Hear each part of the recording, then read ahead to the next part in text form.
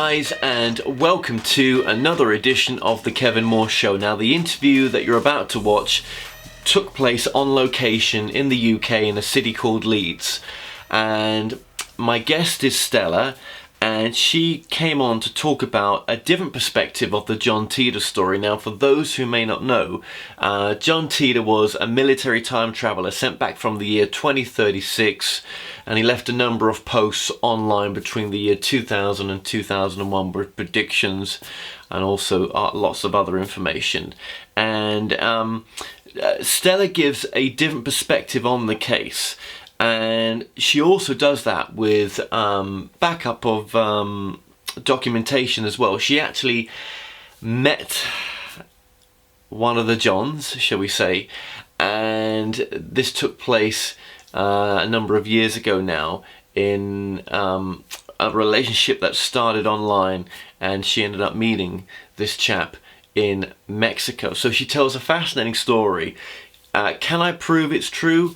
Can she really prove it's true? Well, no, but I thought it was important to share her story, and this actually really happened to her, and she's still searching for her own truth on this case as well.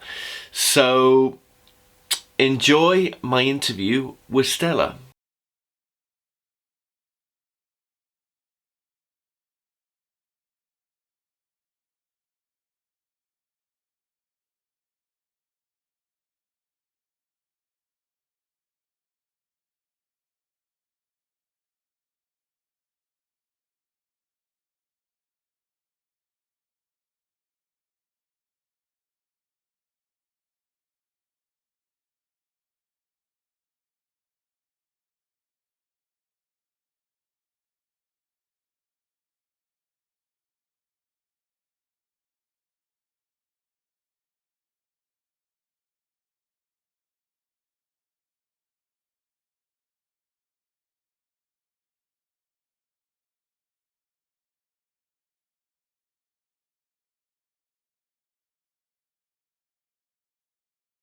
Well, Stella, thank you for joining us.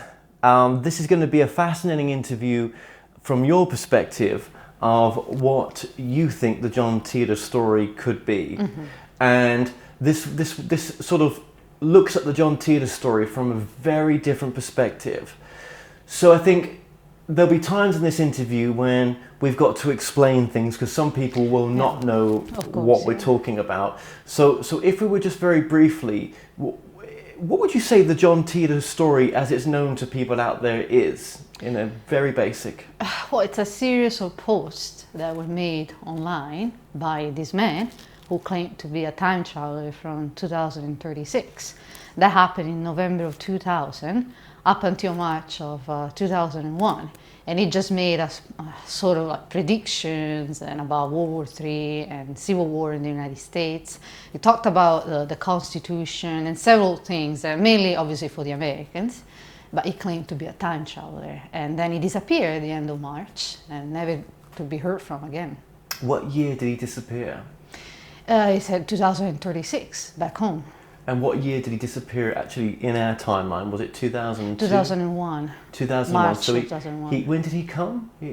November of 2000. November 2000 was when he appeared. Well, he was here before, even in 1998. There were a series of taxes to Hart Bell back then. Because didn't he actually journey to the 70s as well, this John Titor? He did. I think it was like 1975 that he went to pick up this computer, the IBM 5100. And he said it was related to, well, his grandfather was one of the guys that made this machine. And he went there to pick it up because there was some bugs that they need to solve in the future. And this computer was able to decode. I mean, I don't know much about computers, but it's some sort of language, which it was confirmed by IBM. It was a secret feature, IBM. And obviously, one of the things that he talked about as well was Y2K, which didn't happen for us. So let's get into your story then. Let's go back to when you met your husband in Italy. And I met my husband when he was in Iraq. In Iraq? He was a soldier. So the ex-husband brings a documentary, was it on DVD? No, I think it was on the computer. Okay. That I don't know if you had a DVD inside the computer. I can't remember. It was actually on the computer. So you put this film on, Yeah. and it grabs your attention. Well, it came to me, which, like I said, because none of us was interested in this kind of stuff. So he came to me claiming that he had this documentary, and it was very interesting. It was about time travel. I remember rolling my eyes, like, and he insisted. I know, no, it's really, really good. You have to watch it. And that's when I got interested. It was called The World's First Time Machine. Yeah. And did it mention about John Titor on that documentary? No, it was just theory, different theories about going in the future, going in the past. It was mostly like kind of like scientific. So you went online after watching that, and you started searching for time travel stories? Yes, I went online and searched stories of real time traveler, and John Titor came up. And how quickly did you sort of get into the story? Quite quick. I remember reading the post, like many other people out there, and maybe an entire night. I was fascinated, to be honest with you. I wasn't much like fascinated about time travel itself. I was fascinated by him, for some reason. By the man? Yeah, by the man. And you were married at the time? Yes. Yeah. And that fascination, what did it turn into, in a sense? What happened after you started heavily getting into the story? And at the time as well, you were kind of confined to the house because you didn't have a car. No, this happened in Italy. So I actually had my life in Italy. Right. So let me get this right. So you were watching you watched the documentary in America, and you... No. This is way down the line. So we got married in 2004, yeah. And this is when I was in America. The documentary was brought to me in 2008, at the end of 2008, and we were in Italy. So you guys were living in Italy? Yes. Sorry, right, okay. Yeah. Well, that's a different circumstance then. Very. So, and this was, would you say that your relationship at the time with your husband was a bit on the rocks? Yes, it was ending. It was ending? Yes. Did you know that at the time it was? It kind of felt it that way, because we were kind of distant. I mean, we're not really the same as we were before. I mean, it's many years down the line. Yeah. And within a year, it would end, pretty much. So coming across this story, this helped you with just kind of, you was in a bad place, and this story really kind of took you out of any pain? No. No? No. Absolutely. It was a fascination, because the man who wrote this post was a lot different than my ex-husband. It was a man, like, I always imagined someone to be like someone I liked. Right. Like, kind of like old-fashioned, like a man from the 1950s and stuff like that. That's what really attracted me, and nothing to do with, my ex-husband or circumstances. Yeah. Just for those who might be watching this, asking those questions, absolutely. So, okay, so as we get into this story, there's going to be things that people are going to find difficult to accept. Yeah. And there'll also be other sides to this as well. We're going to try to remain neutral in this. I think that's important. I mean, if I thought that you were outright lying to me, I'd say to you, do you know what I mean? I'd say something, yeah? But this is your story. It is. Right? Yeah. So you're not coming forward like a whistleblower would. No. This is a little bit different. This is what happened to you. So, it's my own story, yeah. Yeah, so I just want to put that out there in this. So, okay, so... You've been studying John Titor. I mean, again, is it Titor or Titor? Titor. Well, as far as I know. Yeah, some people call it Titor, don't they? Some people, Let's go with John Titor. I'll go with John Titor. Yes, yeah, absolutely. And take us into the story then, when you started to post videos online asking to meet John Titor, and why you did that. No, I'm going to start from before then, which is probably an important part. In March 2009, and back then the foundation was active, now the John Titor Foundation is no longer active, and I'll get to that later. But I wrote a letter. I felt like I needed to write a letter. It was just a normal letter. I kept nothing. It was just out of spite, And I wrote this letter. It was a few pages, handwritten, and I took a picture of me, which was a portrait picture of me. It was taken in color, and then it was converted in black and white, just for this. And then the picture was printed off and put in the letter, like in the envelope. And in the letter, I remember, that's the only thing I remember about the letter, saying, "Come and find me with this picture." And then it was sent off to the foundation, and that was it. That was March 2009.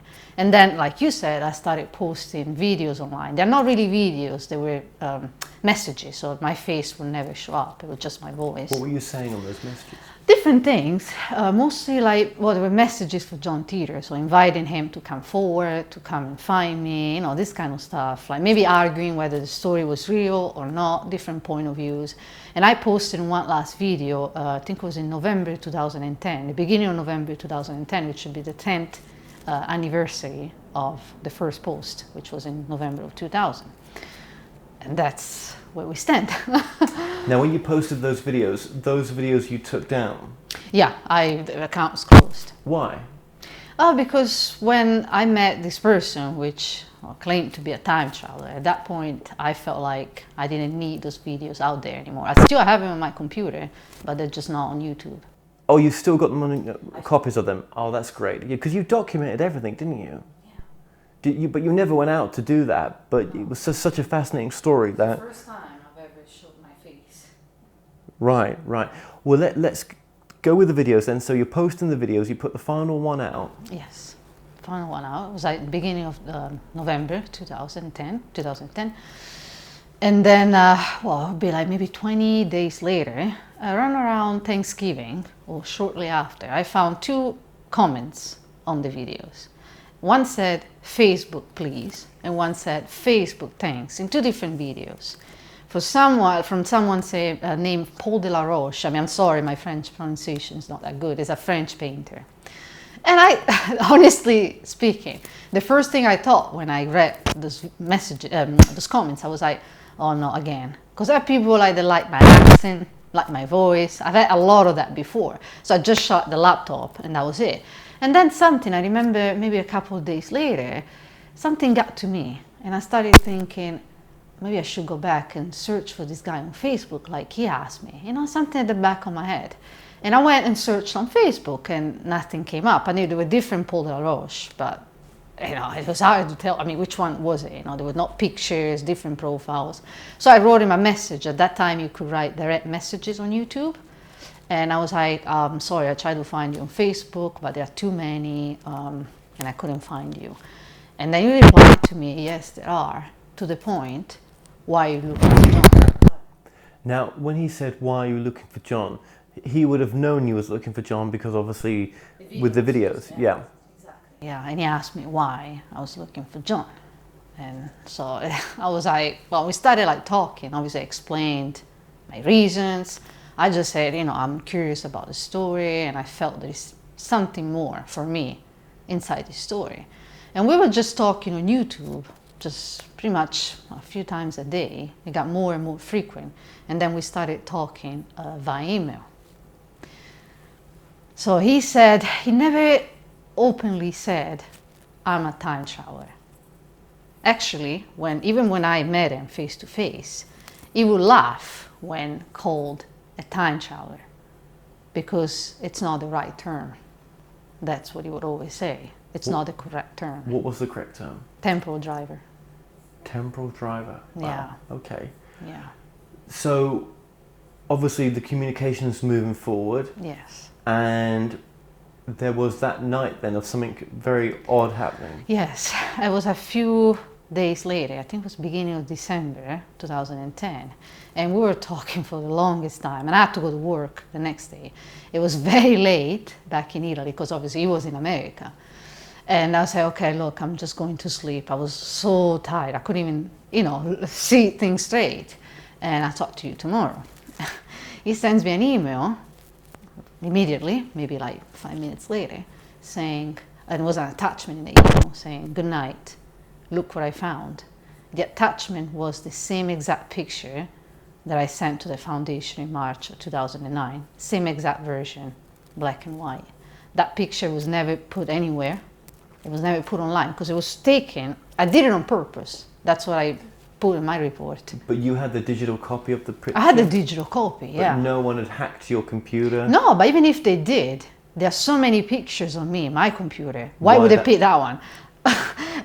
Exactly.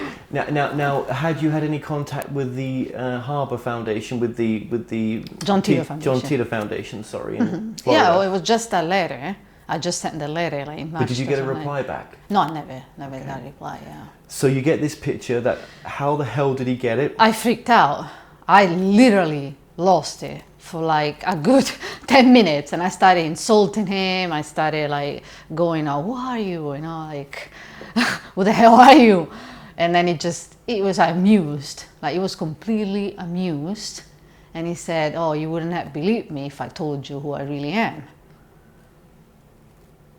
I mean, that was scary, especially when you get it at nighttime.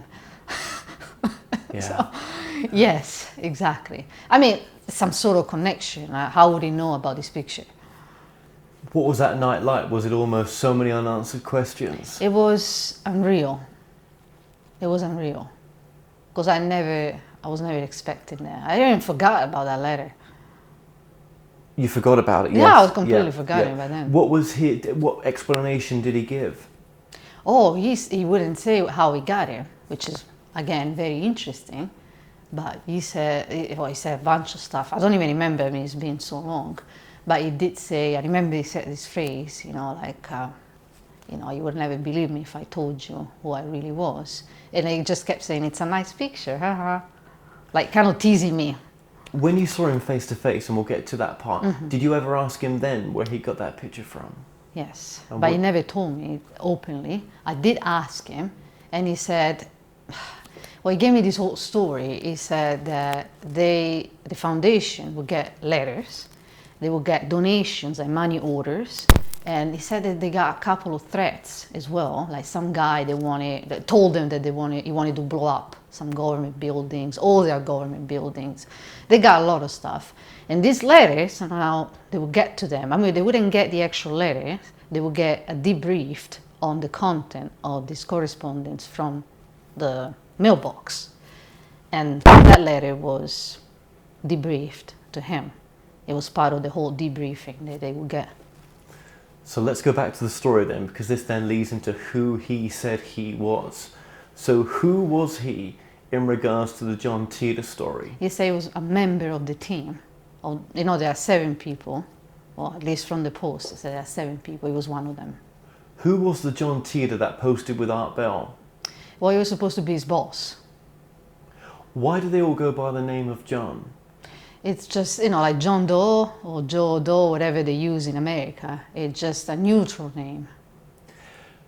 Did he ever reveal his second or last name, or? His real name, well, he gave me a couple of different identities, yes. He gave me one at that time, and then I found myself the one in this timeline later on. You found yourself? I found his real identity here. Well, his identity that he's using over here. In this Timeline. But when you met him, what name was it? Just John, or was it some other name? John Rodriguez. John Rodriguez. He Yeah. never gave a last name. Well, that would be the last name Yeah. of the name that they use. So John Titor was the main one, his boss. The other ones, because I remember being in Mexico where we met. We were there for a couple of weeks together, and he showed me that night. One night, he showed me this document. It was like a blank page, like a white page, and had different columns. You know, like the article, a scientific article, like the publications. So it had 2 different columns, and then it had John something, and then like an arrow that went down, John Titor, and then another John. You know, it was like a document, like a lot of codes. Many codes. I don't know where he got it from, and it was just insane. Okay, so you got to see a document. And he was quick at showing me, like. Yeah, with other names on. Yeah, absolutely. Yeah. Let's go back to going back to the story as well, of his revelation to you that he was John. So, how often would he reveal new information with you? Slowly, like he never really spit it all out. Which kind of makes sense, to be honest, because if you were a time traveler and you had to approach someone and tell them who you are, you wouldn't go straight to their face and say, I'm a time traveler. Who will believe you? No one. So you would slowly get there. You would never openly say it, but you would just hint it. Like it slowly taking you there. And how many weeks was this done over? We spoke online, then eventually spoke on Skype as well, from end of November 2010 to mid-January 2011, and then I met him face to face. Now, how did you know he was based in the US? Well, he gave me an address. He showed me, he put a picture of himself, and then he gave me the address, and I looked it on Google Street View, and it was that one. And I know he called me on the phone as well, and he came from the United States. And then when I met him, he had tickets, like bus tickets from, wherever he was from, Greyhound. coming from in the United States. Yeah. Yeah. Greyhound tickets, yeah. So let's get his... I know his roommate as well, when he was living there at that time. How did you get to know him? Well, he talked about him, and I think he did give me his name, and then I found him online. And you spoke to him? Yes. And what did he say about John Rodriguez? That he was very strange. And did he say that he had appeared from nowhere? Well, he said that he answered one ad online, saying that he needed a room, and that's how I met him. He said he seemed like a bit strange, but overall a nice guy. So what was John's story that he had, what was his timeline he had come from? What was going on in his timeline? Well, he said there was no war. There was no World War III or Civil War or anything like that. The actual John Titor story is not real. It's a mix of like a fake story mixed with some real elements. So it's not all real. So when people come online and say, oh, World War III didn't happen or this didn't happen, because not everything is real. It's done on purpose like that. Why? I don't know. But I know that. He told me that as well. So the original John Titor post done by John, a lot of that information was real information mixed with misinformation. Yes, correct. So you don't know which one is real, no? Right. So in your John's timeline that he came from, had there been conflict with North Korea? He said yes, there was a conflict, but it wasn't like World War III. It was kind of like the conflict in Iraq and in Afghanistan. It wasn't nothing like major, you know what I mean? It would involve a nuclear war or anything like that. So when John comes from his timeline to our timeline, he's coming from a different parallel universe. Yes. And he can never return back to his original parallel? Not to his real one. To a similar one, but not to his exact one. When he travels, obviously the picture in the original John Titor post showed a car with some sort of time equipment in it. Yeah. Why do they use a car for? Well, it's easy because once they land, they can drive off. Right, so they do use it. So he confirmed that the car was the mode. Yes, his car was a Geo Metro. I don't know, it's an American car. But they're different cars, like the engine is modified, the frame is reinforced. So the car is actually made to take harsh landings. Because once they, when you travel in time, Earth moves.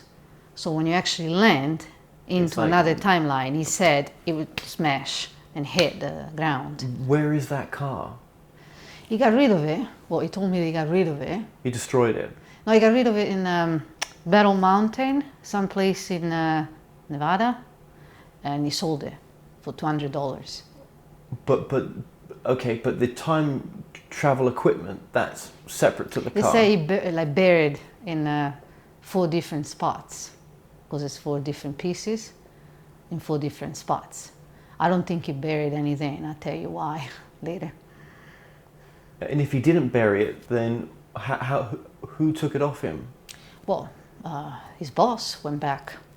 Are you saying that all the same John Titors came to this? There were 3 people that came. 3? Did they come with him or they come separately? They came together, 3 people. In the One car? shot himself, killed himself. In the same car, you think? Yes, no, I know that. Well, he told me.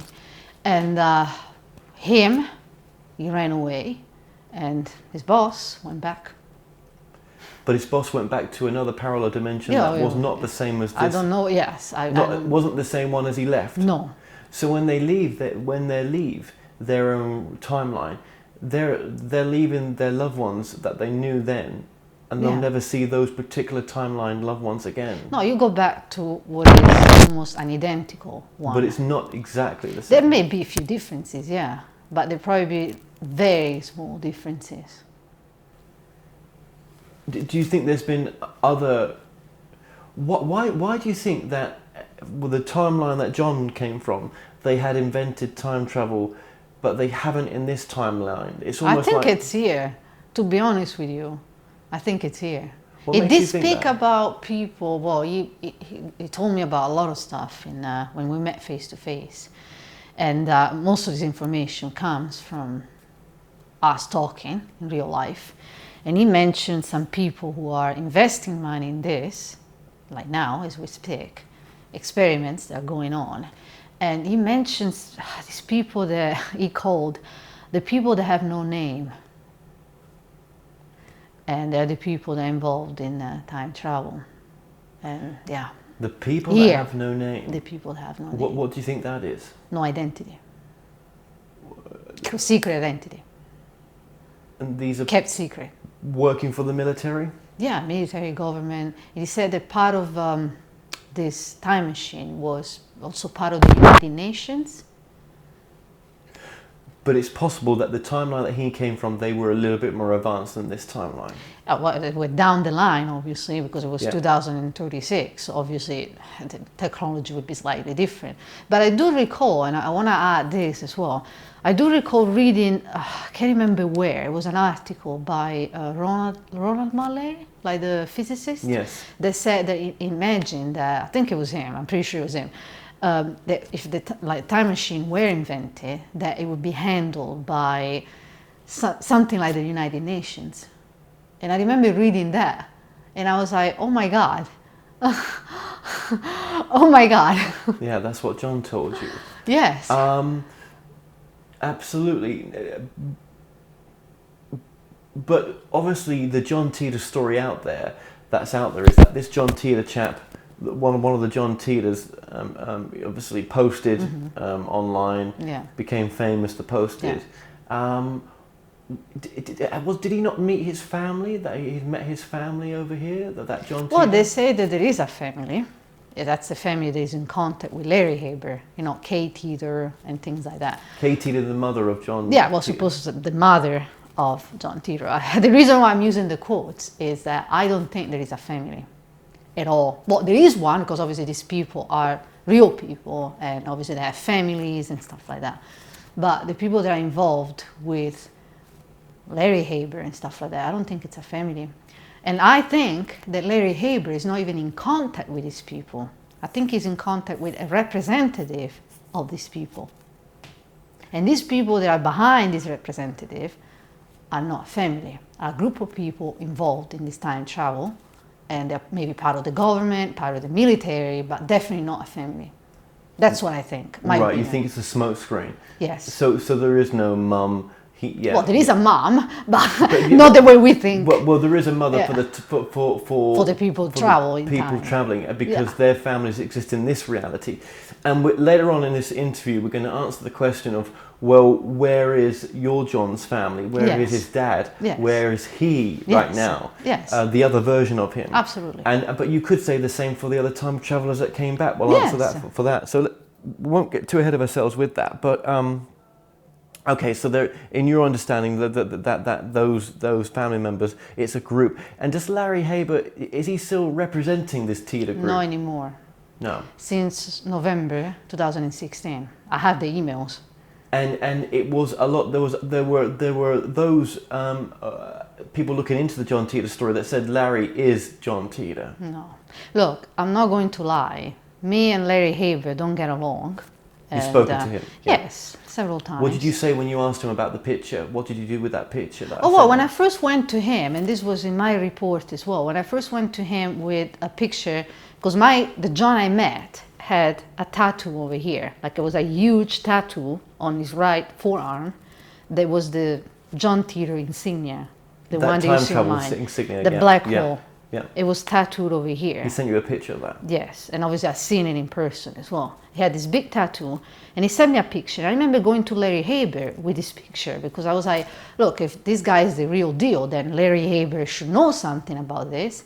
And he was very quick at replying. I mean, he replied to me within 10 minutes, and he was, I'm sorry, Stella, none of your contacts were real. I'm sorry you got caught up in someone that wanted to take advantage of you.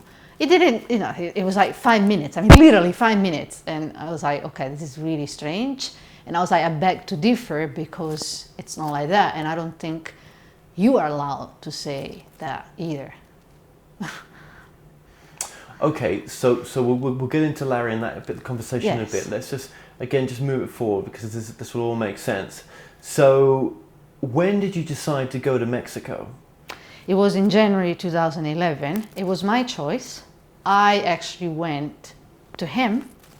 I You really wanted to meet him? Yes, I had a frustrating day. Back then, I had some problems, and I was at a point where I couldn't take it anymore. And I was like, you know what? I can't do this anymore. I have to go. And I went to him, proposing Mexico. And at the time you were divorced from your husband? That was all done. All done. That was all done. So, and was Mexico more neutral for you both? Why not America to meet him? Well, to be honest with you, there are several issues about America, and obviously I don't want to get into all of them, but we thought Mexico was the best one. I actually thought, because I remember going, maybe a few days before this, I kept thinking, like I was supposed to do my master's degree. And I remember we were all together in this room. It was the first day of my master's degree. It was back in Scotland, in Edinburgh. And we were all asked to write down what we wanted to do with a master's degree. And I remember writing down, escape to Mexico. And they were all looking at me like, what in God's name are you talking about?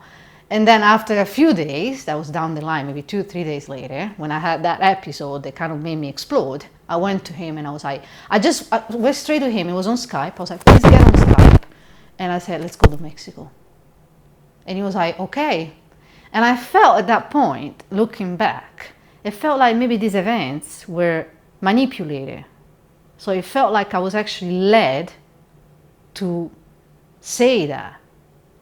Because he was like, he was waiting for it. Like, he wasn't surprised, and he was like, why, like, why do you want to go to Mexico? Why Mexico? He just sat there and he was like, okay. And let's just ask this as well, that those time travelers that make contact with people, they have a connection with them somewhere. Yes. So this guy in a parallel universe, you feel, maybe had a connection with you. Yes, it was revealed later on. Why do you think time travelers need to have a connection with people they make contact with? If you look at the post, I mean, there's a post from the John Titor story online. They say that it's easier for them to be believed if they have a connection with someone, if there's a trust element in establish a connection. It's just like you walk into a stranger and you're telling like your private life, they will never believe you, right? But if I know you and I've known you for a while, then you know who I am, and I told you something private, like a secret, then you would probably believe me. Chances are you would believe me. It's easier when there is that level of trust. In fact, one of the reasons, one of the targets in their missions is people that are related to the time traveler. So if you're actually related to the target, they send you there because they know that the mission has a better success. From this parallel universe, yeah. Well, any universe. Whenever they go on a universe, mission, they go yeah. for the mission, yeah. Okay, thank you for that. Absolutely. So you went to Mexico. You must have been so nervous to go see him. I wasn't scared. I mean, if you ask me, I wasn't scared at all. I was excited. I could not wait to go there. It felt so good to just leave everything behind. It was probably the best feeling I've ever had.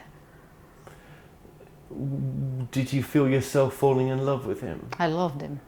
I mean, whether he was a real time traveler or not, I loved him. Why did you love this man that was saying these things to you? What do you think? Is that too deep to answer? Why you fell in love with him? Well, it's hard to say why you fall in love with someone. It just happened. I mean, and I was someone that had all the elements. I mean, it was. It gave me a lot of adrenaline. Like, I didn't know what to expect from him. Every day was different. Every day he had something to say, and I just being with him. I felt like this sort of connection that I didn't feel with other people. Like, it was a very strong connection, very different connection that I cannot explain. I mean, it's just something hard to explain. Did you tell anyone that you was going over to meet him? No, I just told him I was going to Mexico. That was it. Had you told anybody about John? There was one person we knew at that time, but she She wasn't really into any time travel stuff. No. Had you studied the John Titor story quite a bit then? You studied it quite a bit, yes. I read the post like several times. So you get there to Mexico and... Mexico City, yeah. Mexico City, and you meet. Yes, we met at the airport. I remember actually changed in the toilet of the plane before getting off, and I just remember going through the customs, pick up my suitcase, and the doors, like the sliding doors, just open, and I was looking for him. There were a lot of people, and then I saw him walking by, and as soon as he saw me, he just came over and he hugged me, and I was like, oh my God, oh my God, oh my God. And we were both embarrassed at some point. Like I remember when we first started like walking, I was kind of scared. He was kind of scared as well. Like he didn't know what to say. I didn't know what to say. So it was like, it was crazy. And when he came, he brought me these roses. They were like white roses with the pink top. And I remember maybe a month before we met, he asked me to watch this movie, which is called Happy Accidents or something like that. It's a small movie. It's a small independent movie with Marisa Tomei and Vincent D'Onofrio. And he plays a time traveler. He plays an awkward time traveler. And, and he goes back in time because he saw this picture of this lady, and he fell in love with this lady, and she was going to have an accident. So he goes back in time and prevents the accident, and then they get together. And I remember watching a scene of that movie. I mean, it's kind of subtle, like very subtle, and that was later on. I didn't realize that. That was many months after we met. I saw when they moved the camera, there's a scene where she's on the phone and the camera moves, and here are the roses, the same exact type that he brought me to the airport. Same exact color, exactly the same rose. And those are the roses that he gave her. But you didn't realize that at the time? No. No. It was later on when I was rewatching the movie. That's weird. Yeah, that was odd. So... What was he? What sort of accent did he have? What was? Well, he was someone, and I know because I already spoken to him on the phone, and I did a bit of recording. So I went to every American I knew back in Rome, asking what kind of accent he had. Oh, you've got a recording of his voice? I had it. Yeah, I think I still do. I have videos about him actually. And when he speaks, obviously they say it's someone who's lived in America for a very long time, but he still got a hint of an accent, like Spanish. But very subtle. Like how old do you think he was? Well, he said he was 30. He looked a lot older than 30. Yeah. Oh, yeah, I didn't tell him back then because he was very concerned, apparently. Yeah. And how was he surviving financially? Well, this is something that goes back to when I found him. He had a company set up over here. He was working in IT. Software, network engineer. He had a company set up. Yes. In the US. In the US, yes. Right. Yeah. And he was working as a network engineer. Yeah. Did that say to you? Well, obviously, has he just jumped into this timeline and he set up a company? And whose ID was he using? Where did he get his ID from? Oh, we'll get to that later. Okay. Yeah. Okay. Absolutely. So there was a company that he talked to you about. Yeah. Okay.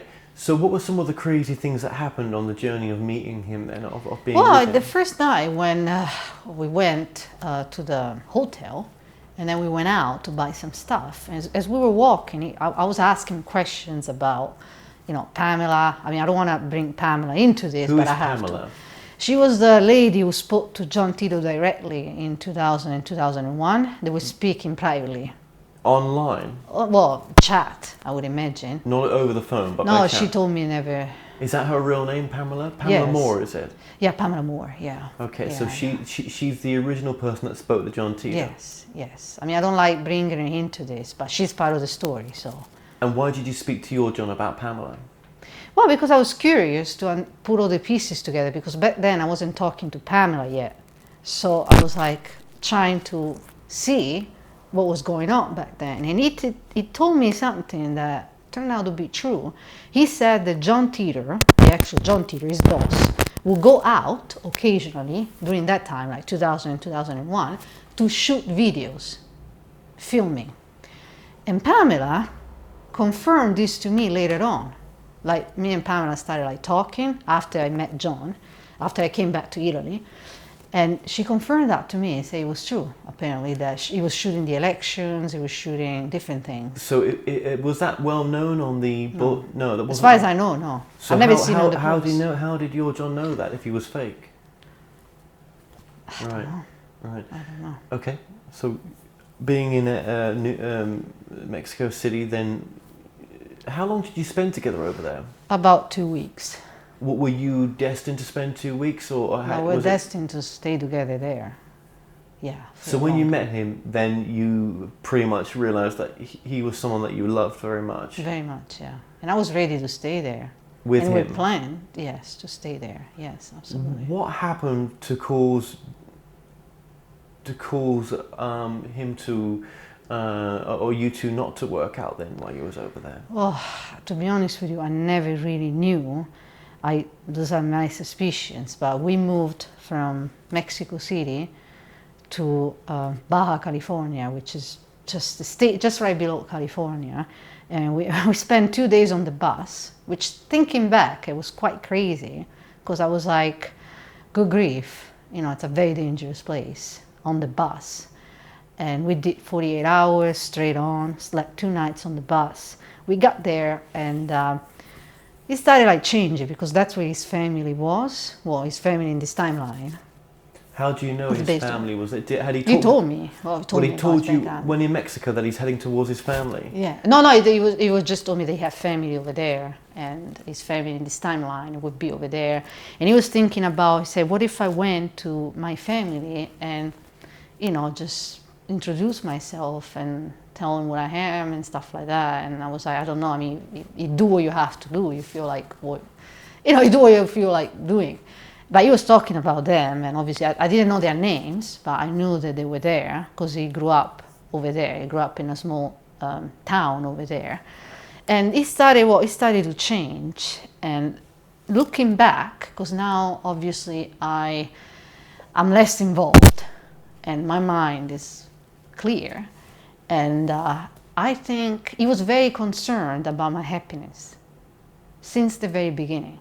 It just kept asking me if I was happy, even before we met, and he was always saying like, I want you to be happy, happiness. I was like, that's it, I don't care about this, I'm fine, You were happy in your own way? Yes, of course, he was very concerned.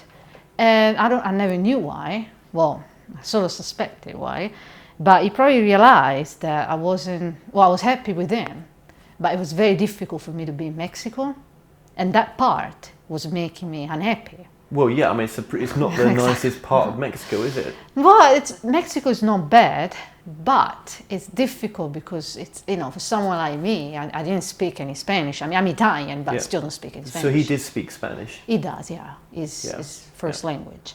So it wasn't difficult for me, but he probably realized that I was struggling, and he didn't want to see me struggling. I know that because he was always worried about that. And he did what he had to do. He walked away. I remember the day that he walked away, as we were in this hotel, and it was like a terrace. And I remember following him outside. He was walking, and he turned around one last time, and he waved. But when he left, I could tell that he was in pain. He seemed hurt. Now, looking back. So he was changing? Yes. And then what happened then? He changed so much that he actually walked away? Well, he was trying to push me away, and because he already saw me that where I was, and then eventually just walked away himself. He just left. Yeah. Do you remember when he left, or did you wake up to find he'd gone? No, he told me he was leaving. How did you react when he told you that? Oh, I freaked out. And I was crying, and it was very, very difficult. And he looked like he was in pain. I mean, looking back, and I clearly remember that day, like it's a movie just playing in my head. Can we show a picture of you and him together on the screen? Yeah, you can show the pictures. Yeah, okay, well he's on the screen Even my right portrait as well. Yeah, okay, well we'll show that as well. Yeah. So there he is on the screen with you. He's got a bit of a Russian look to Yes. me. Yeah. He's half Russian and half Mexican. Okay. Okay, but okay, so he's come from America over to... And then, he's... yeah. So then he left. Yes, he left. And you must have then left to go back to the UK? No, I'm back to Italy. Back to Italy, sorry. Yes, the next day. Yeah. And and that was it. I mean, we didn't speak for a while. And then during that time, I was contacted by Pamela because she was told about me from TR. Who's TR? Temporal Recon. And who is he? Some guy who wrote a book, Conviction of a Time Traveler. Oh, you mean the expensive book that's available on Amazon? No, that is the John Titor Foundation. It's his own book. He wrote it in 2010. It's a guy, he goes by the name Temporal Recon. It's not his real name, but yeah. And he was talking to Pamela. He was speaking to Pamela. Yeah, but you'd been speaking to him about your story? Yes, he was involved in He this was whole speaking thing. to Pamela and talk. So then what happened with Pamela got in contact with you? Oh, she got in contact with me on Facebook and we started talking. She wanted to know about me meeting this guy. And first she didn't believe me. And no one believed me at first. I mean, obviously, how can you believe this? But then, when I started telling a few things, like the video part and stuff like that, then eventually we got there. Okay. Yeah. So no contact from John from any... No, she tried to write him an email as well. And she tried to write him an email. My friend tried to write him, and then eventually he wrote. So John wrote you an email back? Yes. And saying that he was leaving this timeline. And then we tried to stop him. We tried to talk to him, all of us, my friend, Pamela, me. He left. Supposedly, he left. He said that he would be back in 2015. Pamela got told the same. John Titor, before he left in 2001, told her that he'd meet her again in 2015. Did he ever? I know. Probably not then. No, that I know of. No. Not when we were talking anyway. And and then he disappeared. So then what was the search then for John Titor? What was the search for your John? You never gave up, did you? I never gave up. Why were you so obsessed with it? Because I wanted to get, back in the days, I thought that truth was all that really mattered. After all these years, and... You just wanted the truth? At that time, yes. Was he a con man? Was he the real deal? I wanted to Who was know, he? because he said that he couldn't give me any clues at that time, that he would talk to me later and stuff like that. And unlike the other people in the story, I never gave up. Because truth, at that time, was the only thing that really mattered to me. So, you're looking for him, you're not giving up. I'm not giving up. What happens? How do you have a break? He's telling you before that he's gone back to his original time, which would have been what, 2036? And 36. What happens? So how did you find him, this person? I'll get to that. I was as soon as he left, I felt that I needed to get into his email address. I felt that his email address was the way key. to go. Yes, yeah. That's where I would find some clues. And he had 2 different email addresses at that time. Now let's get this right. You'd spent time with him in Mexico, yes. So you would have seen him signing in and out of these accounts. Maybe. Yeah, we were obviously in the computer occasionally at night time and stuff like that. He was on your computer as well? No, it was his own computer. He set up my own account in his computer, but I never really used it because I had my own laptop. Okay. But I was not allowed to access his account. Yeah. And anyway, I know they had 2 email addresses because I knew both of them. Obviously, he was writing with both of them. And he had this one, I think it was called rodrigueztreo@gmail.com. And there was the other one, which was called odday@gmail.com, which was the one that he wrote me. He used to write me, And this odday is actually Latin for God hates or something like that. And he came to me that email address, which to me, it came to me like straight away. I was like, this is Latin. And I remember that phrase that they have in the tattoo that says, tempus edax rerum, which means time eats all things. And that kind of surprised me. I was like, Latin. I was kind of putting it all together. And I was like, well, when he left, I said, I need to get into his email address and try to find some clues as to who he really is. So I tried many things, like I'm not proud of it, brute force and all sorts of stuff. And I'm not an IT wizard, so, and Gmail was kind of hard and it wasn't really completely legal, but I tried many times, didn't work. One night, it was end of October 2015, actually 2015. I tried to get into that email address, the Latin one, for many years, and I couldn't. A few days early, in end of October 2015, I went to check the other email address, Rodriguez Trail. And when I tried to reset it, and it said like the account didn't exist anymore. But I already knew that because I was trying to write, I would write him emails every now and then. And it was the beginning of 2013 when I wrote an email to that Rodriguez Trail address that says, that bounced back, you get an email, an error message, say the account was, didn't exist anymore. But when I actually tried to set up tried to reset the password on that account, I got this, this red message from Google that said, this account was canceled. And it kind of got to me, it was canceled. So it means that it wasn't deactivated. Someone actually canceled the account manually. So I was like, oh, okay, that's funny. So a few days later, fast forward, I think it was about October 19 to 20, 2000. This is important, I tell you why. 2015, I was trying to get to the other address. I was like, okay, the other one was canceled, and I already knew that, but I didn't know it was actually canceled. So I was like, let me get into the OD Day one. And, because it had a security question that I couldn't answer, but you had the option to answer a few questions. And the first question is, when did you first set up the account? The one on an approximate date. And I thought, if he set it up to talk to me, then it would have been around October, November 2010. So I answered October 2010. And the second question was, when did you last access that account? And that's when I always got it wrong, because I always assumed the wrong thing. And in this story, you never assume anything. That's the first point. So I was always putting March 2011. So I was like, because I remember that account, they said the account was canceled. The email bounced back to me in the beginning of 2013. So I was like, he must have accessed that in 2013. They don't want the exact month, they just want an approximate year. So I put April 2013, bingo, it was reset. So what did you discover in that account then? I changed the password, get in, and there were 56 unread emails, most of them from me. And then I noticed from that account that he was actually still talking. He was talking to TR, actually, in July 2011. He said he was gone in March 2011, but in July he was still talking to TR. TR knew about him being here, and he hid it from us. I don't know if he hid it from Pamela, but he definitely didn't tell me that he was here.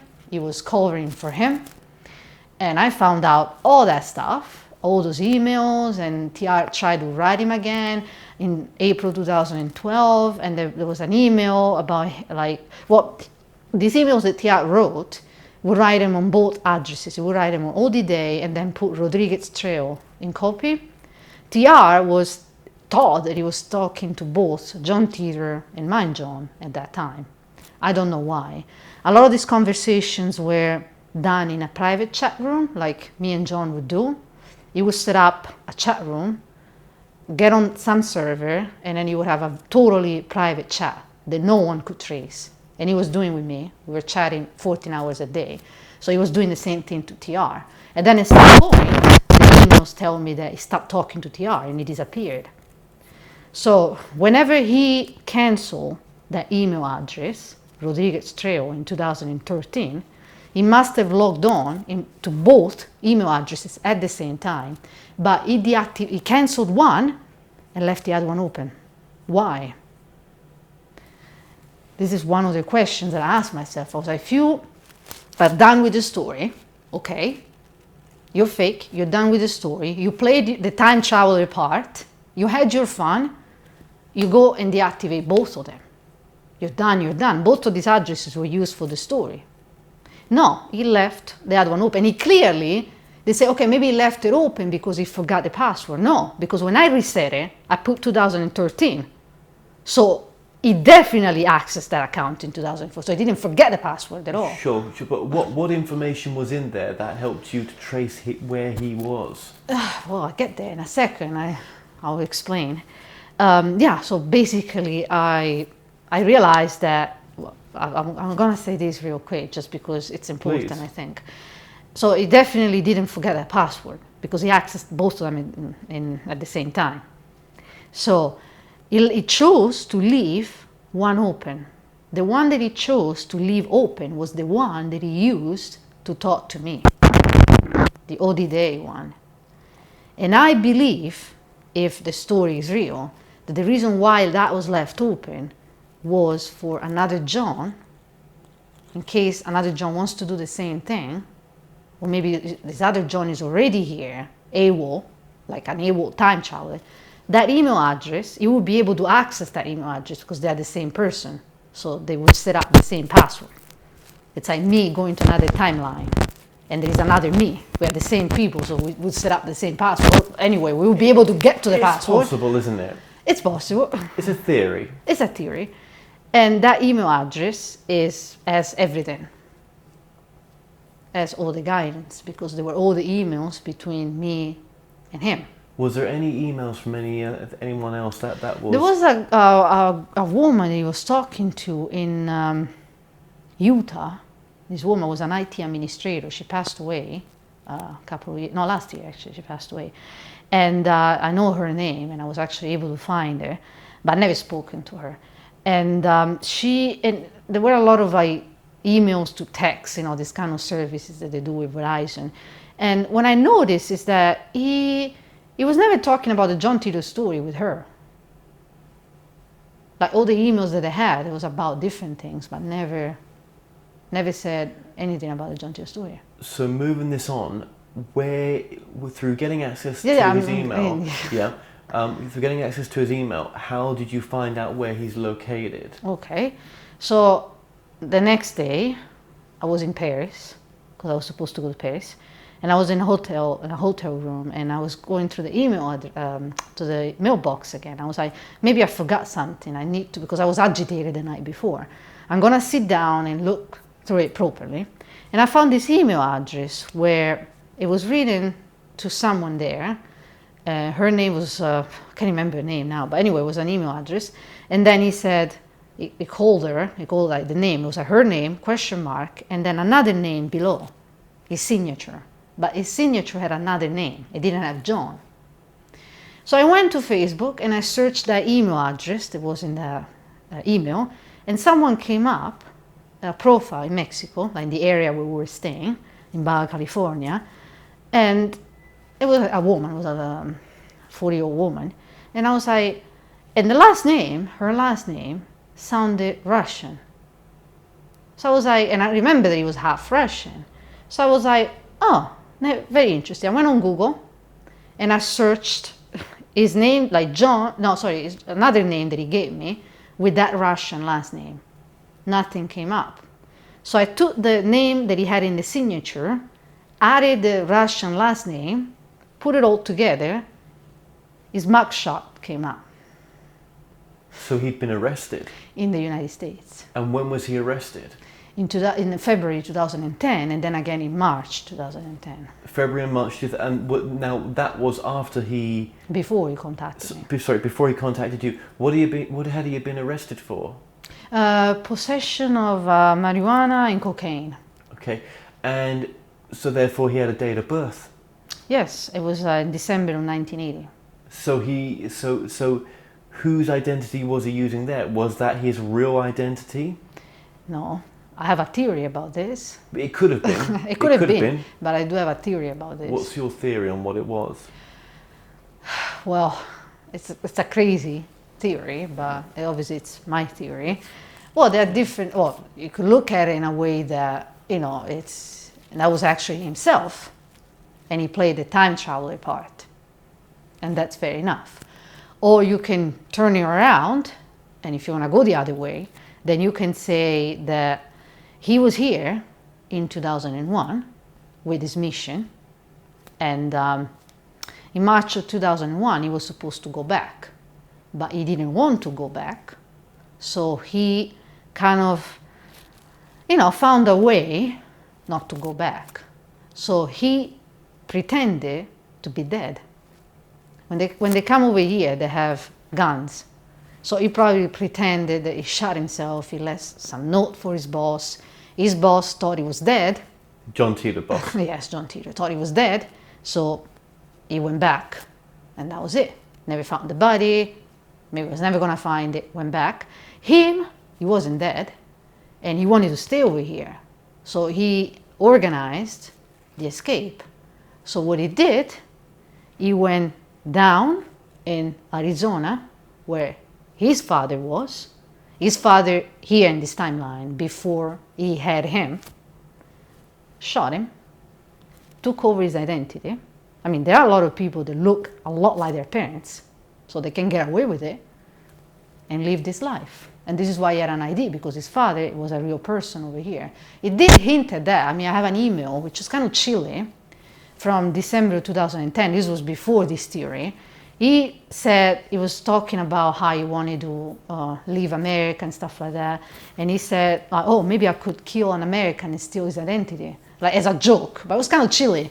But how the hell could you kill your own father without being a complete psychopath? Is he looking at it that this isn't the same timeline that his original father came from? Well, you can look at it in a way that is a psychopath, which makes sense, crazy person, kills people. Yeah. Or you can look at it in a different way, which is a time traveler, okay? Let's imagine he's a time traveler. So his father in this timeline is not the original father. It's not your father. These people are trained so that they know when they go back to different timelines. That's not their timeline. So he wouldn't look at his father as the real father. In this timeline. Exactly. And that's what I think. I actually went online. You can download these reports, from people in America, background checks. Yes. His first record here with that name starts in April 2001. Which is kind of crazy. Which is kind of coincidental, at least. But there's something else you want to add as well. Yeah, no, I want to just add this cocaine real thing. Sure. So after he killed his father, obviously you have to think that he's lived here for many, many years. And this is not his timeline. So eventually, over the years, he lost it. Going crazy, and people start using drugs. Yep. That's why he was... Quite the noise. Exactly, found with cocaine. And he started to get in trouble. So once he got in trouble, he was arrested. He had to leave. He never went back to court, because if the time travel thing is linked to the government, then once he gets arrested, then it flags up. So when you offered him to go to Mexico to meet there, that was the perfect excuse for him to say, yep, I'm ready. Yes. Well, he knew probably that I would help him. I mean, there is a reason why he went to these videos, I think. Yeah. It wasn't random. It wasn't even my face in these videos. I didn't know. Well, it was just audio, wasn't it? Yeah, it was just my voice. And let's just bring it back to where did the picture come from that he got, that you sent to the foundation? Had he not had a connection with the foundation? Exactly. So let's move this forward then. That's a great point. We're not saying that he wasn't crazy and that this wasn't. I'm not trained psychologist. Yeah. We're not. Yeah, you're not saying that actually. You know what? He was just a guy that somehow got this picture. God knows how he got it, but he just used, in a sense, his this power to not have a hold of you, because I think you were pretty much knew what you were doing. Well, you I were was 26 an adult. at the time. Yeah. You were well, I'm the one who told him to go to Mexico. He never proposed. No, it. what I'm saying is he never forced you to go to Mexico. I was the one who proposed it. I told you. That's what I'm saying. Yeah. So if people watching this say, well, yeah, but he had control over her because he was manipulating her and everything else. There could be some manipulation, right? If he wasn't being honest. Exactly. Right? But you still were in charge of what you were doing. You were a grown adult at 26. Yes. Yeah. Well, I like to add a couple more things real quick. When I was in Mexico, I had a lot of money, because I came with a credit card that had about 9,000 euros, which is about more than $10,000 anyway. And I had my laptop, I had my iPhone, drug addicts. And cash, you had cash And on cash as well. Actually, I remember when I landed in Mexico, I had about, maybe $500 US dollars worth of cash. And I gave it to him to handle once it was converted into pesos. And he made that last all the way through the 2 weeks. Yeah, actually some left. So if he was a drug addict and he was needing money for drugs, he would have taken that off you. I would imagine he would have convinced me to withdraw some money and steal everything. He may have had money with him though, but he showed no signs of using drugs behind your back, did he? Not that I know of. Again, I'd never used drugs, so I wouldn't know. But not that I know of. But I do know from people that I've spoken to that drug addicts, they do steal from their families as well. And Nothing was partners. ever stolen from me. He was a very honest person. Yeah. Like nothing at all. Because true, you could have had money, but you're always gonna run out of money if you use cocaine. Well, yeah, and absolutely. Even if you, because it only lasts so long, the effects of it, doesn't it? It's expensive. Yeah, it's expensive. So, okay, how did you then? Because I know that was important for you to add there. Yes. How did you find out? him? Yes. Yeah. Yes. Well, when I came back to Italy, I wanted to find him, so I went online and I started adding people on Facebook around that area, and eventually some guy added me back, and he's in Mexico, the same city, and he was like, I asked him if he could look, because it's a small community, to look for this person, so the old identity that he gave me, and he couldn't find anyone. He said, I'm sorry, I couldn't find anyone. I asked around, but nobody knows this family. So once I had this identity from the email address, his identity supposedly in this timeline, I went back to the same guy and I asked him, can you find him now? Within 5 minutes, he came back to me, said that he knew his cousin. And he said that he was married and he was living in Guadalajara. Who was this guy? A private detective? No, he was a guy that lived in Mexico. Okay, so it's just a someone small that wanted to help community, you, yes. That you met online? Yes, it was because a small you were community. looking out for people that could help you. Exactly. Okay. And you were looking for a community that was Russian-based as well? Yes, it was something like that. It's a small community, so Cool, everybody knows Russian-based, everyone, yeah. yes. So then, you found him? Well, no, not like that. He said it was in Guadalajara. So when I went back home, because I was on the Eurostar when I got that message, and he said he was married there. That And was I a was shock. like, we were going on and on. He was like, hello, he's married. I was like, oh, shut up. So the next day, I went online and I was like, let me see if I can find him. Because Guadalajara, unlike that area, Baja California, doesn't have a Russian community. So I was like, maybe if he's online, he would be one of the few Russian people in Guadalajara. So I searched that last name, Guadalajara, and someone came up and they searched, like first place, it was a woman that said her name, her last name, and then this Russian last name, like she was married to someone who the last name was that Russian last name. So I was like, oh my God. And I went and I clicked, it was a LinkedIn profile of a lady that worked at IBM. I was like, oh my goodness. And I couldn't see the picture, I couldn't see anything. So I went on Facebook. And you can search for people, even like the tags, the post that they're tagged on. So I did a search by post. And someone tagged that lady into a post. So I clicked, I went on that profile, and she had a picture of her at IBM, like at a conference. And then there was a picture of them on their wedding, and I recognized them. So you saw the wedding picture? And then I found his wife. And I told everyone, so Pamela added it on Facebook. It was, to me, that was it. I found him and that's it. I wanted to add something else as well, real quick. Sure, but it wasn't it, was it? No. But, when I found him, when I actually found his identity here in Paris, the next day we were going to Disneyland. And I remember we were staying, this is quite funny, we were staying at Disneyland. I think it was about October 20 or 21st, one of these 2 days. And open up Facebook and there were a lot of posts about Back to the Future. And that was Back to the Future Day. The anniversary day, yeah. 2015, yeah. Now, how coincidental is that? Well, yeah, I mean, yeah. That's so funny. That is a bit crazy. So on Back to Future Day was the day that you found him of all days, right? Yeah. Life's got a funny way of humour, hasn't it? But he's married. So now you've realised that the story is probably fake, or have you? Well, that night I cried the entire night. I was freaking out. Because you were upset that he had fooled you? No, I didn't know he was married. The night I found him and I found his mugshots. But you were upset that he had maybe not taken advantage, but he had fooled you to saying he was a time traveller and he wasn't? There were a lot of things going on in my head that night. A lot of thoughts. And I remember creating this group on Facebook between me, Pamela, and TR to discuss this. As I was laying there, I was laying in bed, and I was crying my eyes out, scared. I was actually shivering in bed.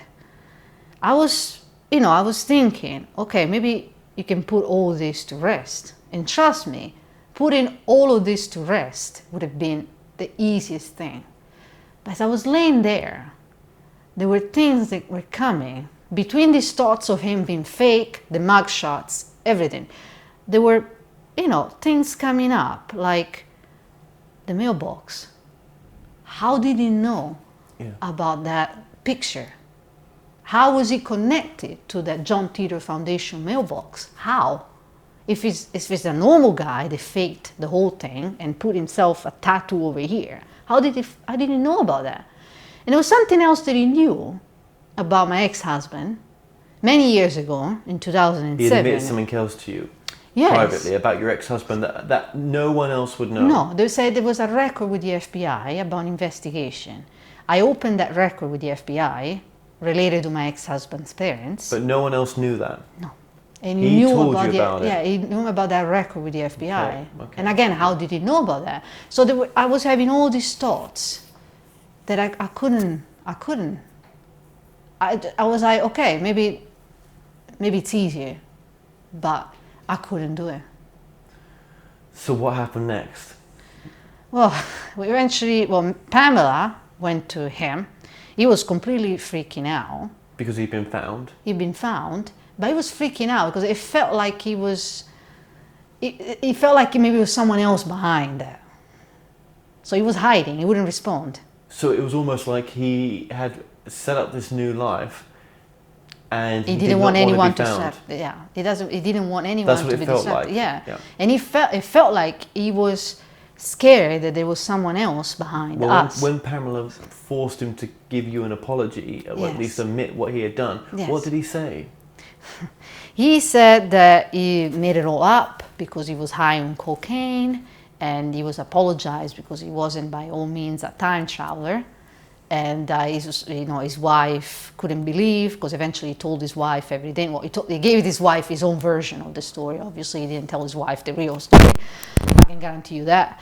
And that's what he said. But then he ended the email.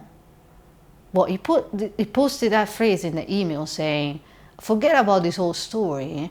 From what I know, it's here. It's saying like rumors. Who knows?" Like, he blamed it all on himself, but he left the story open. He didn't say the story is fake. He left it open. He said it's here and say rumors, who knows? And another thing, when he ended that email, he said, "I don't know where you are, and I don't want to know. It's better that way." And question me, okay, you admitted that you're fake, that it's so absolutely fake. Then why are you telling me that it's better for you not to know where I am? That phrase was chilling. And I was thinking, like, it felt, analyzing the email, everything is in the report, that it's online. Analyzing the email, it felt like he didn't want to discard it all. Do you know what I mean? It just felt like, like the story, I can't tell you where I am. Like, I'm not the time traveler, but I am the time traveler. You know what I mean? It's kind of like he didn't want to say, because he had his whole life now set up, that he didn't want to disrupt. But at the same time, he didn't want to end it completely. And I can tell you, because I thought, since he connected in 2013, right, and he saw my emails, because I was writing emails to him every few months, why didn't he come clean then? Why didn't he write me an email? When he went to shut off his account, right? Why didn't he come clean with me? Why didn't he just send me an email back then and say, I'm sorry, this is all fake? Why did he wait until we actually found him? But there could also be the case that he did, he just thought it was easy just to walk away from all this. There could be that. Could be, but he could write at least an email. Answered the question though of where the hell did he get the picture from the foundation from? And when you put the question to Larry Haber, he did not want to know neither. He did not give you a quick answer neither. So what is the resolution in all this, do you feel, for yourself? What is it? Where are you up to now? What do you feel about all this? What do I feel? To be honest with you, I don't know, because for the longest time I thought that truth was what I wanted. But what's most important to you now? It just to let people know about this, just to put my story out there, because I feel like I'm living two different lives. There's one real life, the standard life. Standard life is no life. Like the job and people that you meet, you go on dates. But I can tell you that my hidden life is a lot more interesting. And when I meet people, this is affecting me a lot. Because when I meet people, I think, they look at me and I look at them and I go like, they don't know. Like, they don't know what happened to me. They don't know what's behind me. They just see what is the tip of the iceberg, and that's it.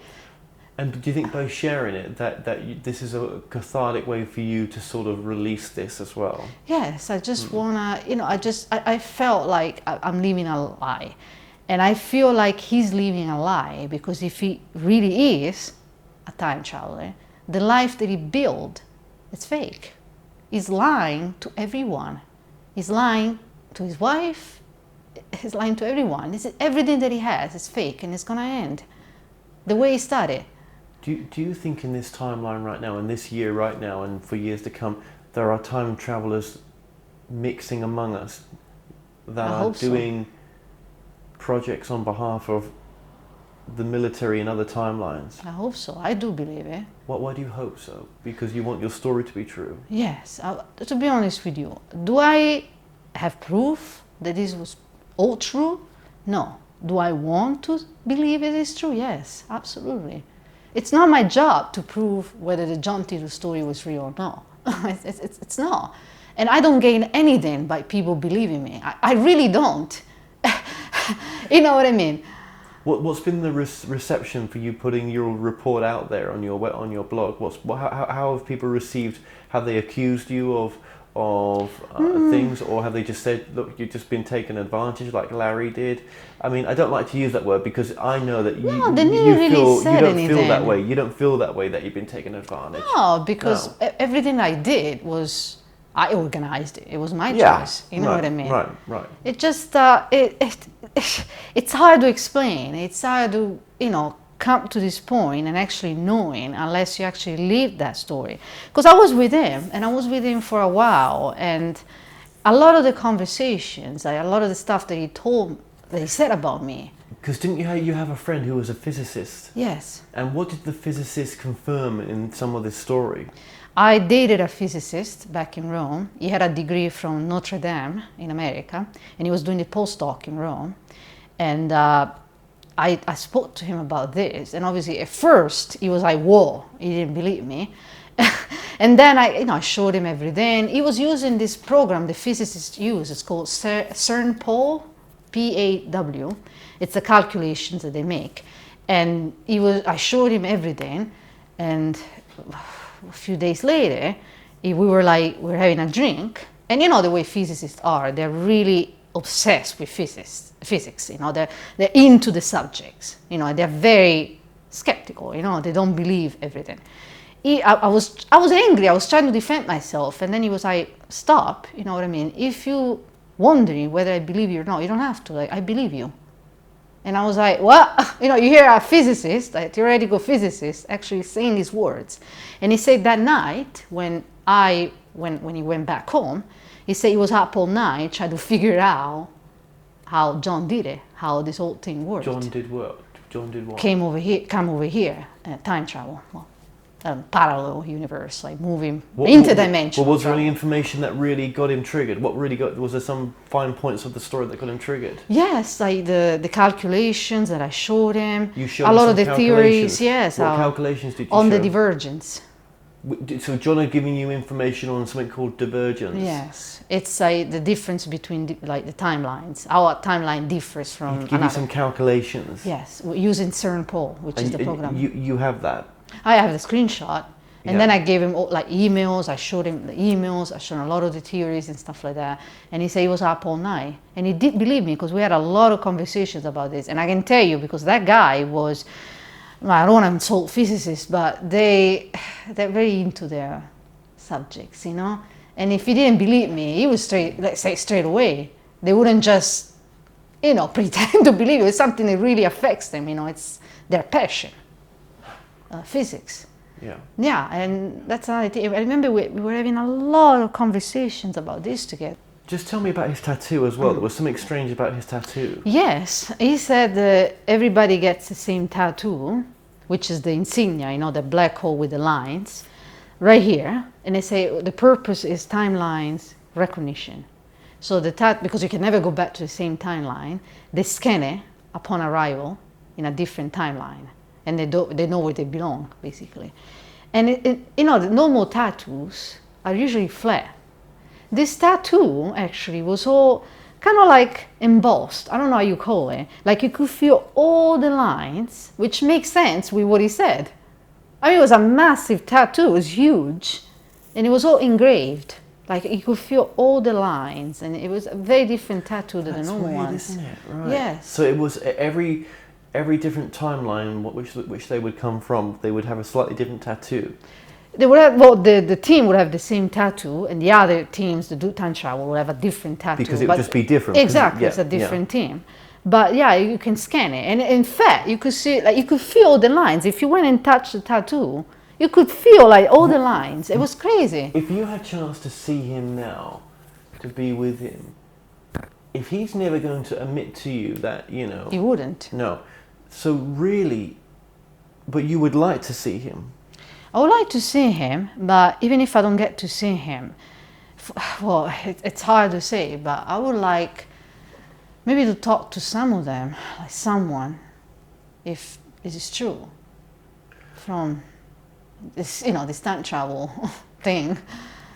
What would you say is an important thing that you've learned in all your journey? Well, I don't know, to be honest with you. I've learned many things, and one of them is never assume anything in this whole story.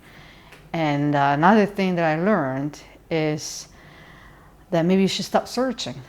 Once you stop searching, then things fall in your lap. And this is what I was hoping, that maybe if I stop searching for answers or searching for the truth, then maybe I will find it. Well, maybe this is why this interview's happened. Maybe. To be honest, and I'm not going to lie to you, I'm going to be straight open. I'm an atheist. I don't believe in God. I don't believe in the afterlife.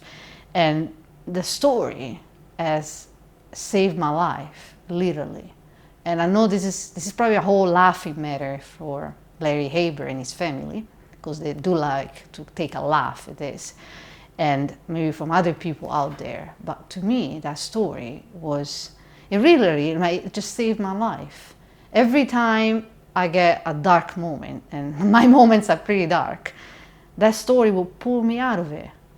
And it's something that kept me sane all this time. So the fact that I had that story, the fact that I had something to look for, even before I met my John, it was something that kept me going.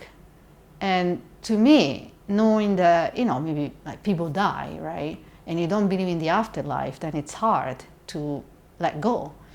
But when you look at this whole time travel thing, like this theory behind the time travel thing, the parallel universes, then someone can be dead here, but can be alive somewhere else. So it is sort of a afterlife for someone who's an atheist like me. And over the years, I've taken great comfort in knowing this, and I'm hoping that other people would do the same. Yeah, absolutely, absolutely. What do you thank you for that? What do you think about the current state of the John Titor story right now? Because it's kind of come to a closure for some people, hasn't it? Now that it's been confirmed that Larry Haber or Harbour, whatever, keep getting his name Nothing wrong. has been confirmed. Well, not confirmed, but it's been okay. That's the wrong way of saying it. But Larry is supposed to have been the person who was the John Titor poster. I don't think it's look. Like I said, I don't like the man, but I don't think it's him or his family. I really doubt that. What do you think about the other John Titor researchers out there? I mean, from who? Well, from the perspective of your story, do you think the other John Titor researchers out there will believe your story? Probably no, but it's irrelevant. Right. You know, like I say, I don't gain anything with people believing me. I really don't.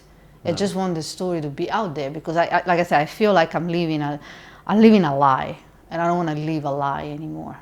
And that was the only reason why I came forward. Well, look, I hope this interview has helped you to at least share your story with others, and I'm sure you'll look back and, you know, do not worry about any negative criticism on this interview. No, I mean, I don't. You know, or whatever people have got to say. I think you're brave for coming forward with your story, right? It takes a lot of, braveness to step forward and to tell what you went through and what you got to experience. Not everyone will have that strength in them to do this. I mean, regardless whether this is real or not, the story did happen. I mean, I did go to Mexico. You can't put exactly. This really happened for you. Yes, exactly. Yeah, and it was crazy, absolutely crazy. And I have to be honest with you. I really don't care. I mean, whether people believe me or not, that's not what I want. I just want the story out there. So, just going quickly just to Larry Haber as well. Mm-hmm. You just wanted to mention something there about Larry. Yes, when in 2016 I wrote this report, which people can find on my blog. Well, it's the redacted version. So a lot of paragraphs have been deleted. But we can link that in the description of this video, right? With the blog, so they can go there. And there are no names, obviously, because I feel, and I want to add this, the video is important, I feel compelled to hide these people's names. You know, his family in Mexico, some of them are in America, in California, because this is John. My John. Your John's family. Because they've done nothing. I mean, they probably don't know anything about the story. And the last thing I want is them being harassed over this. So this is why I hate all the names and I'm not releasing any names. Larry Haber, he was sent a report in 2016, it was November of 2016, and he forwarded it to the family. And 2 days later, I asked him to try and get a response. So he tried and got a response. And 2 days later, which would be Monday morning for him, afternoon for me, he wrote me an email saying that, Stella, I got a response. Basically, the family told me that my services are no longer needed and I won't be representing them anymore. So basically, after they got the report, for some reason, they let him go. I don't know why. And I tried to get back to him, like, what do you mean? And he said, you won't be representing them. So he was let go. He had an interview with Jimmy Church in the end of January 2017, in which he does mention that he no longer works for the foundation. And it's funny because he said it was 8 months earlier that they called him to let him go. No, because there were like posts of him on some Facebook group saying that they would be I think it was in October 2016, say, stay tuned, like there are news coming up. If you don't work like for the foundation anymore, you were fired 8 months earlier, the one where you're posting this kind of stuff in October. And that was a response to my report. And I mean, I don't know what the report calls, like whether the report calls this, or I don't know. I do know that I do mention the foundation in my report.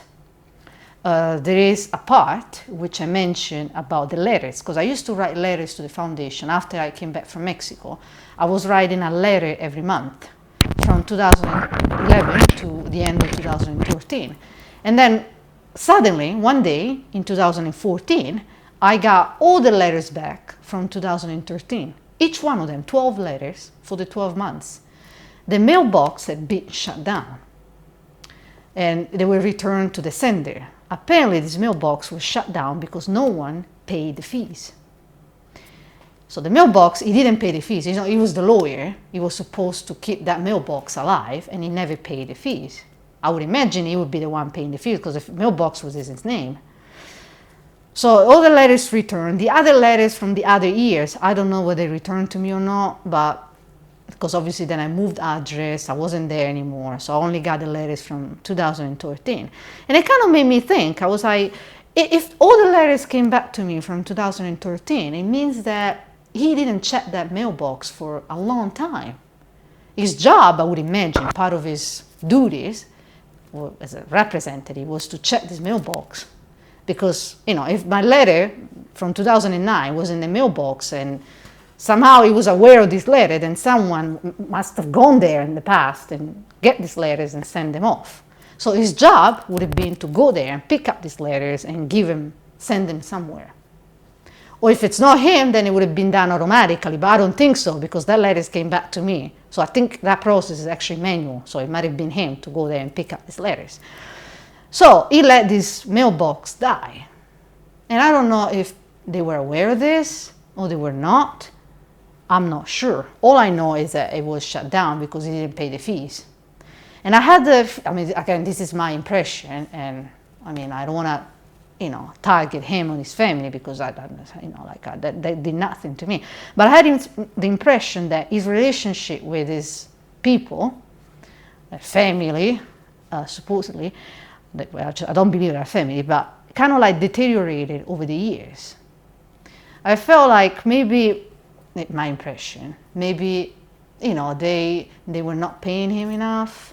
Maybe they were asking him to do extra stuff and he wasn't being paid for. It felt like there was a crack somewhere already. And then after that report, whatever that caused, I don't know if it was my report or something else that caused it, that I don't know, he was let go. You know, obviously he doesn't want to say that because it's, you know, it's not right, because he's a lawyer and he has clients and stuff like that. And like I said, this is my theory, nothing proved. There was the talk of the B-52 song, Trism, and what is the connection of that song by the B-52s, Trism, and John Titor, do you think? I have a theory about that. Well, that song was written on a book that was sent to Pamela. I know the original John Titor Foundation book, the one that cost a lot of money. A copy was sent to Pamela, and in that book there is the treason song. But the treason song in that book speaks about John Titor. There is a part of that song that says, he asked me to give him a ride. He said he had to go, dropped him off by the treason, through the atmosphere by prison, or something like that. But it's referred to a man. The original song, Treason, talks about a woman, Stella, who time travels. Treason is a time machine. It was sort of confirmed by the B-52s. A friend of mine... Is that what the Johns call their time machine, Trism? Well, Trism is an acronym. I think it's an acronym of something. Time, something, or temporal, something. M, maybe machine. I don't know the middle part. I think it's an acronym for a time machine, a matter transporter, whatever you want to call it. But I know because, there's a page of the lead singer, Kate Pearson, and there were a lot of comments back then. This was about 2016 as well. And there was a comment on a lady that said, the original post from Kate Pearson said, what are you wishing for this Thanksgiving? And someone said, a time machine. And my friend, Jason, went there and replied, oh, then you want a treason. And then Kate Pearson jumped in the conversation herself and replied, I know. And if you look at that, lyrics, you can see that it talks about time travel. It talks about a lady, Stella, who's in a rush and has to go and has to leave, and she asks for a ride. Because your name's Stella Corona. My name is Stella, yes. Corona? My last name is not Corona, but I took this alias because it fits me perfectly. So you took Stella Corona from the Trism song? Yeah, because my first name is Stella. My last name is similar. So you knew that song and you thought, well, it mentioned Stella Corona in there. So Pamela came to me with that song. Yeah. Why? Okay. I had no idea who they were. Why not use your own name? Well, because everybody in this story, most people anyway, have an alias. Were you scared of something by using your own name? Yes, of course. I don't want people to know my real identity. Why? Oh, because there are a lot of people that threaten you. I mean, there've been a lot of threats online to people, like death threats, like to, you know, the people involved. I guess I use my real name, and I guess I don't care about that. Well, you have your kind own of stuff. channel. I'm talking about some of the people involved, like Pamela Yeah. and TR. Your name is not That's Temple not of his real Recon. name, of course, yeah. Do you know what I mean? So I'm using an alias. Okay. And the longest time I didn't come up. One of the reasons why I didn't come out is because I had no alias. And this song gave me the perfect Give me the alias. Okay. No, that makes sense. Okay, so you use the alias from that song. Yes. But just keeping to the song then, yeah. So. Well, if you look at the lyrics, it talks, like I said, about a girl that needs to run away, and it goes to a guy because when that part is sung by one of the male members of the family. When and was the song made? It was in 1983. Was the year I was born. So where do you think they got that song from? I'll get to that just real quick. I just want to tell the lyrics real quick. Briefly, just 2 minutes, okay? And she asks for a ride to the machine. So he drops her off by the machine. So that's a metaphor to say that she needed him to access the machine. So he knows what the machine is. And if you look at the last part of the lyrics, it says, she pulls the lever and then bright light. So Stella Corona is in control of the machine. Stella Corona is a temporal driver. So again, if this whole story was fake, then how is that possible that the B-52s are okay with it? Because a lot of people went to them over the years asking about this treason song. Pamela went to them, I went to them, my friends went to them. We kept going to the lead singer like Kate Pearson. We never got a response. And my friend even wrote her a letter with an envelope inside. He said, you need an envelope to respond. That's the envelope. Very funny, but pretty bad. And we never got a response. And they know about the John Titor story. They know. And yet they never come forward and say, we don't want to get involved. We got nothing to do with this. And they never confirmed, they never denied.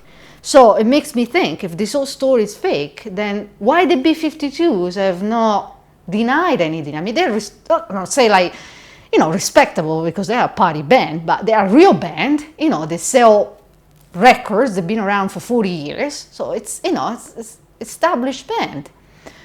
I don't know. That I cannot explain. And going back to your question, like what's the involvement between the B-52s and John Titor? I think, and my theory is that the B-52s didn't write treason. It wasn't written by them. It was written by someone else who, again, as per theory, went back in time. You know, the B-52s formed in the end of the 70s. You know, we know the story that they went back in 1975 and stuff like that. So they probably went back and someone gave him that song and asked him to play. Maybe they made the music for that song, but I don't think they wrote that song. And obviously, if it's someone that went back and gave him the song, and obviously it's someone that they knew, someone that they trusted. You know what I mean? Because otherwise they wouldn't do that. So it's someone that was related to them. They asked him as a favor to do that. Before it probably then got famous, or maybe after, we don't know when. But that's what I think. And then they released that song. Now, who that person would be? I have a theory about that. And one of the theory is, you know, the members of the B-52s, one of them unfortunately passed away, Ricky Wilson. And the other ones, they never had kids. None of them had kids except for Cindy Wilson. Cindy Wilson had 2 kids, a boy and a girl. And the boy was born in 1999. The boy actually writes songs and has his own band. And if you look at the John Titor story, the element of music is actually very present. I mean, he discussed music a few times in the posts. And if you look at, you know, when he was speaking to Pamela, he didn't give her like a secret word, a secret poem. No, he gave her a secret song. So I see the element of music like present. Obviously, I don't know, but, and, you know, this guy, like this, her son, Cindy Wilson's son, is a far cry from the John Titor we think we know. But do we really know John Titor? What this guy really is? No. Well, we don't, because in another Could be parallel anyone. universe where he came from, it was a different. Absolutely. It was a different setup. Absolutely, that's what I'm saying. So it makes sense if it was her son to go back and give his mother that song. From another parallel universe. Yes, from another parallel universe, not this one. not this one. But it makes me think, then why this song? This is something I could never find an answer for. Why the reason to release that song? If nothing is going to happen over here, why is there a song like that in the first place? I don't know. And I'm gonna add something else real quick, and that's about Cindy Wilson. I got to meet her in London in February. She released her solo album. One of the songs, which is the first song that they released, is titled "No One Can Tell You." And I find it quite funny because I was there that night of the opening in London, of the European tour, and she was very emotional when she got on stage, because I remember her voice was cracking at the beginning, and the first song they sang was "No One Can Tell You." And I'm like, why is she that nervous? I mean, she's been around for 40 years. She's performed on stage for 40 years. Why is she that nervous? She knew I was there because I was on the list for the meet and greet, like the VIP.